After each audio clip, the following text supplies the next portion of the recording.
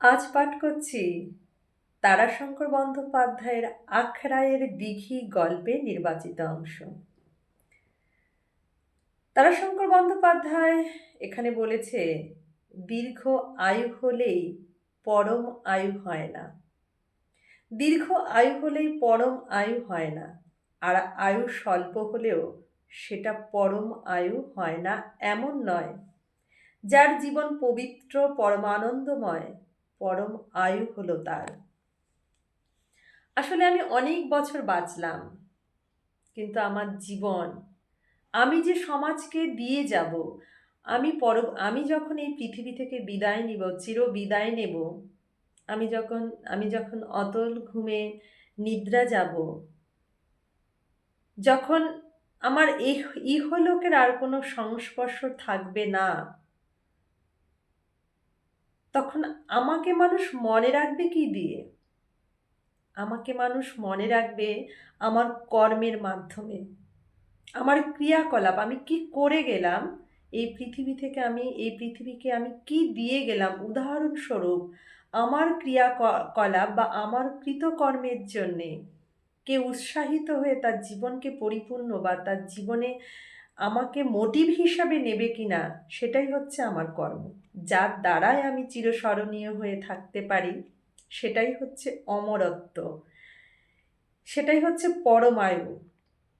আর আমি অনেক বছর বাঁচলাম, কিন্তু আমার ক্রিয়াকর্ম হচ্ছে ভীষণ জঘন্য, মানুষকে বেদনা দেয়, মানুষকে দুঃখ দেয়। আমার প্রত্যেকটা কথা, আমার প্রত্যেকটা ক্রিয়াকর্ম মানুষকে দুঃখ দেয়। মানুষ মানুষ আমার থেকে খারাপ কিছু পেয়েছে, বা আমি কিছুই, আমাকে দেখে কেউ উৎসাহিত হবে এমন কোনো কিছুই আমি করে যেতে পারলাম না।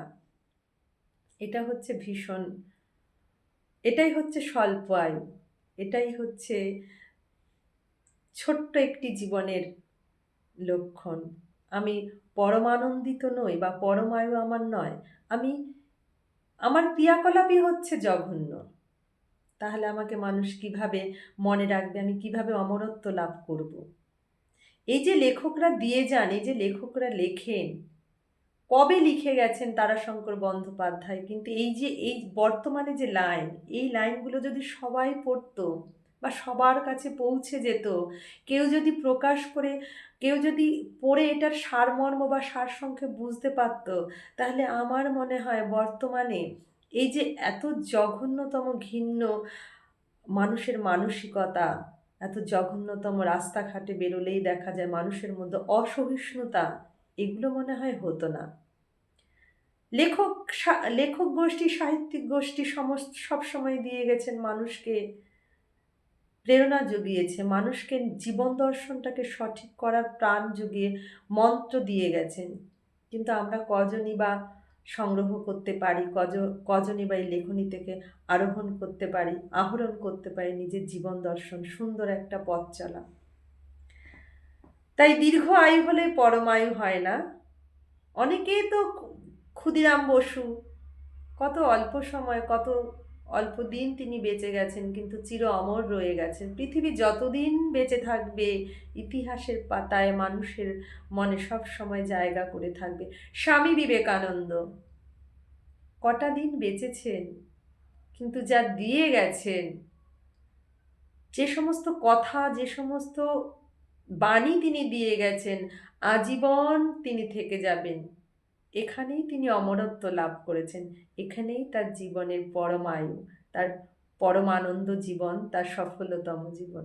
আমরা সবাই চেষ্টা করব জীবনটাকে এমনভাবে বানানো, এমন চিন্তাধারা নিয়ে পথ চলা, এটাই হবে পরমানন্দ, পরম আয়ু জীবন।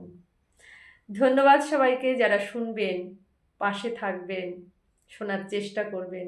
আমি চেষ্টা করব সব সময় কবি সাহিত্যিকদের কথা আমার মাধ্যমে তুলে ধরা।